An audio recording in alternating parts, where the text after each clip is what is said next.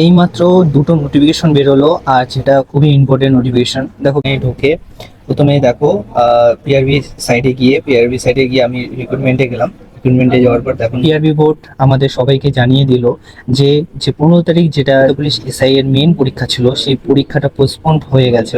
Postponed হওয়ার পর এখন নতুন একটা ডেট দেওয়া হবে, সেই ডেটে পরীক্ষা হবে। সেই পরীক্ষার ডেট অনুযায়ী নতুনভাবে জানাবে ওরা। আর একটা মেনলি যেটা ডাব্লিউপি তে পরীক্ষা যে ডেটে হচ্ছে, সেটা আমার মনে হয় সেই ডেটেই হবে।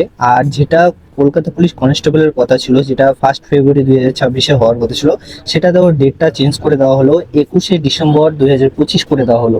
আর খুবই ইম্পর্টেন্ট জিনিস এটা, সবাই ভালো করে পড়াশোনা করো। দেখো আর সময় বেশি নেই, এটাও দেখো পরীক্ষা এগিয়ে গেল। পিআরবি বোর্ড প্রচুর ফাস্ট হয়ে গেছে। কলকাতা পুলিশ কনস্টেবল আর ডাব্লিউবি কনস্টেবল যে পরীক্ষাগুলো ডেট দেখো খুব কাছাকাছি হয়ে গেল। আর ভালো করে প্রিপারেশন নাও, যারা যারা নতুনভাবে তৈরি হচ্ছে তারা খুব জোরদার প্রিপারেশন নাও, আর সময় হাতে বেশি নেই। আর ভালো করে পড়াশোনা করো।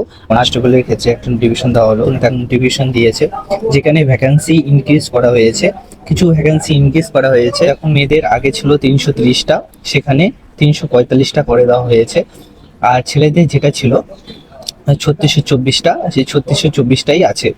আর তোমরা সবাই রেডি তাড়াতাড়ি হয়ে যাও, পড়াশোনা ঠিক মতো করো, কারণ এবার হাত থেকে এইসব মিস হয়ে গেলে, মানে এবারে রিক্রুটমেন্ট তোমাদের হাত থেকে মিস হয়ে গেলে কবে আবার নতুন রিক্রুটমেন্ট হবে। আর পিআরবি বোর্ড কিন্তু আগের মতোই প্রচুর অ্যাক্টিভ হয়ে গেছে। তা তোমরা সবাই রেডি থাকো, তাড়াতাড়ি সব কিছু রেজাল্ট আর পরীক্ষাগুলো কিন্তু ঠিক টাইম মতো নেওয়া হবে। তাই সবাই রেডি থাকো। আর এই পরীক্ষাটা যারা প্রিপারেশন নতুনভাবে করছো তারা খুব ভালো করে চেষ্টা করো, কারণ ডাব্লিউপি আছে, সঙ্গে কলকাতা পুলিশ কনস্টেবলও আছে। তাই দুটোই ভালো করে দেওয়ার চেষ্টা করো। অন্য কিছু হেল্প লাগলে আমার ইউটিউব চ্যানেলে অবশ্যই দেখো, আর আমার কমেন্টে অবশ্যই জানাবে। আমি যতটুকু পারি সবাইকে হেল্প করবো। আর ভালো